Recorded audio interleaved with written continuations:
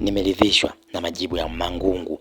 Ni maneno ya George Job ambaye ameweza kuzungumzia baada ya mwenyekiti wa klabu ya Simba kuweza kujibu wakati akihojiwa na waandishi wa habari kabla na baada ya mkutano ambao ulifanyika na waziri wa michezo pamoja bodi ya ligi na klabu ya Yanga. Ndipo ambapo aliweza kuwajibu kwamba hajui alichoitiwa, ila wameita kwa ajili ya kujadili maendeleo ya mpira wa Tanzania.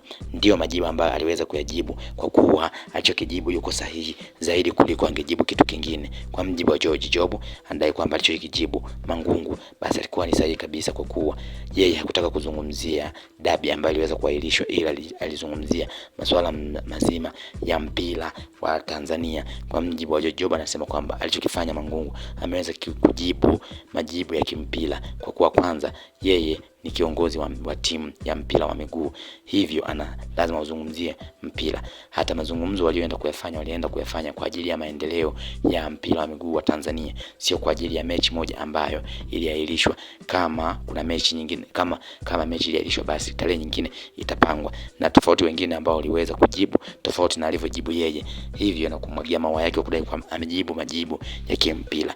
Mwingine angeweza kujibu tofauti, au angejibu kwa miamuko kwa kudai kwamba dabi iko pale pale, au dabi imeahirishwa, au dabi nini. Lakini Mangungu hakuweza kujibu hilo, ila alijibu tu kwamba wameitwa ili wakaweza kujadiliana maendeleo ya mpira hapa Tanzania, na maendeleo yenyewe ni hayo, yanaanzia ngazi ya vilabu, lakini kwa viongozi na hatimaye hadi ngazi ya wizara.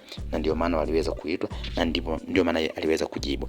Aliweza kuzungumza hayo George Job baada ya wizara ya michezo pamoja na bodi ya ligi na TFF, Simba pamoja na Yanga wote kuitwa kwa pamoja kuweza kukaa kikao ambacho kilikuwa cha tofauti, ambapo kikao cha kwanza kilifanyika na wizara, bodi ya ligi, TFF pamoja na klabu ya Yanga, lakini kikao cha pili kafanyika pamoja na wizara, bodi ya ligi na TFF na klabu ya Simba. Na ndipo ambapo kila viongozi walienda kwa wakati wao, na kila viongozi waliweza kuhojiwa kwa wakati wao tofauti, na kila mmoja alijibu vile ambavyo ameulizwa kwenye kikao, kwa kuwa hawakuwa wote kwa pamoja. Na ndipo ambapo Mangungu anadai kwamba yeye alichoitiwa ni kuweza kujadili maendeleo ya mpira wa Tanzania na sio kingine. Kama kuna kingine, basi bodi ya ligi na TFF ndio ambao watatolea maelezo.